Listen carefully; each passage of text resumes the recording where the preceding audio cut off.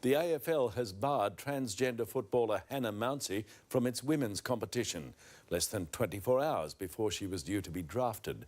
Let's go live to Ayrton Woolley at AFL House. Ayrton, how was the decision reached?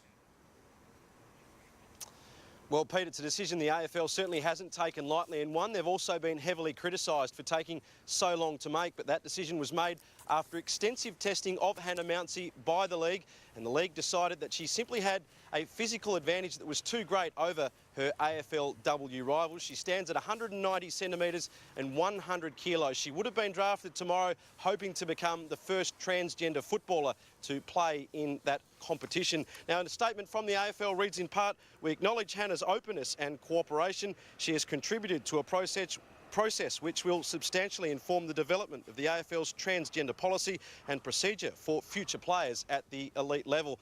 Now, Hannah herself has responded a short time ago. She said she was disappointed by the decision, but it was one that she also accepted. It doesn't rule her out of the AFL women's competition before life. She can reapply next season when she'll undergo similar testing. Hannah's camp certainly hope there'll be much clearer guidelines for her inception next year. Pete? Thanks, Ayrton Woolley. The AFL has sensationally blocked a transgender player's bid to nominate for tomorrow's women's draft. Live now to Tom Brown. Tom, a difficult call for the league.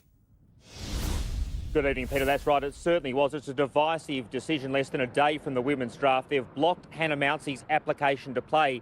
She's ineligible. Now, just by way of black background, Mouncey played men's handball for Australia and started a transgender process about 2 years ago in 2015. She plays women's footy locally up in Canberra and wanted to step up to AFLW. Now, the AFL's denied her application this afternoon, essentially because she's too big, 190 centimetres and about 100 kilograms. Now, the AFL, in a statement, explained they took into account her strength, stamina and physique, along with the specific nature of the women's competition.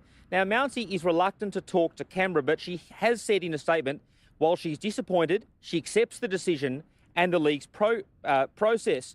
The big question, if you like, is whether the AFL's decision is in fact legal. The short answer is yes here in Victoria, but a leading lawyer we spoke to a short time ago did point out it's the perfect test case for transgender rights. Hannah might be supported by a transgender support group who might see this as a good test case. So it is possible that she could bring legal action, but I think it's not that likely. One of those grounds might be the Olympic standards. Just to explain briefly, she's eligible under IOC rules to compete with the testosterone levels below the threshold limits, Peter.